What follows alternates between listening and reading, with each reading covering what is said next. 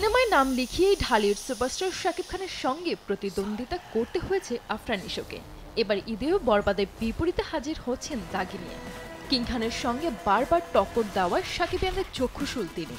তবে এবার পাল্টে যাচ্ছে চিত্র, কেননা শাকিব খানের সিনেমায় থাকছেন নিশো।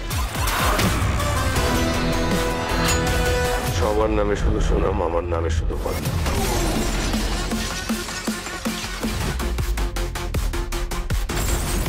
গত বছর দেশে প্রেক্ষাগৃহে বাজিমাত করেছিল শাকিব খান অভিনীত সিনেমা তুফান। রায়হান রাফি পরিচালিত সিনেমাটি বাংলাদেশে মুক্তির পর Bharat, Australia, America, Canada, England সহ আরও বেশ কয়েকটি দেশে প্রেক্ষাগৃহেও মাতিয়েছিল। এরপর থেকেই ভক্তদের অপেক্ষা তুফানের সিকুয়েলের।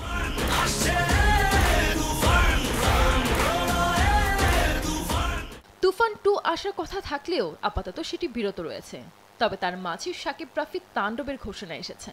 জানা যায় কোরবানি ঈদে সিনেমা হলে তাণ্ডব চালাবেন শাকিব। এরই মধ্যে শুরু হয়েছে শুটিং। রায়হান রাফি পরিচালনায় তাণ্ডবে দেখা যাবে নিশোকে।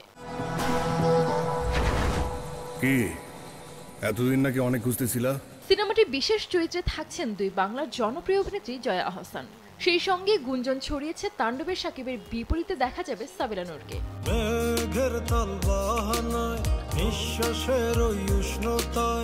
তবে গুঞ্জনটি উড়িয়ে দিয়ে সিনেমার অন্যতম প্রযোজক শাহরিয়ার শাকিল সংবাদ মাধ্যমে জানান, সাবিলা শাকিবের নায়িকা হয়েছে সেই খবর আমাদের কাছে এখনো নেই।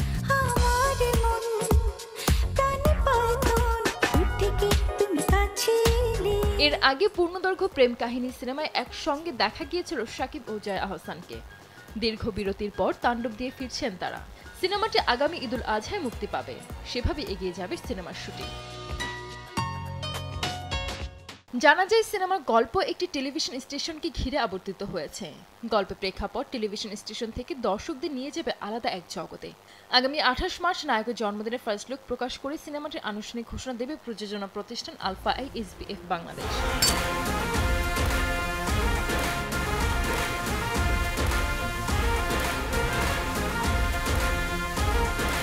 সিনেমাটির শুটিং শুরু হলেও এতে শাকিবের বিপরীতে কে থাকছেন তা ঈদের পর প্রকাশ্যে আনবেন বলে গণমাধ্যমকে জানিয়েছিলেন নির্মাতা। এদিকে ঈদের শাকিব খান অভিনীত সিনেমা অন্তরাত্মা ও বরবাদ মুক্তির অপেক্ষায় রয়েছে। সিনেমা দুটিতে শাকিবের বিপরীতে অভিনয় করেছেন ওপার বাংলা দুই অভিনেত্রী দর্শনা বণিক ও ইথিকা পাল। আমি যখন আগাই তখন লক্ষ্যে না পৌঁছানো পর্যন্ত থামি না।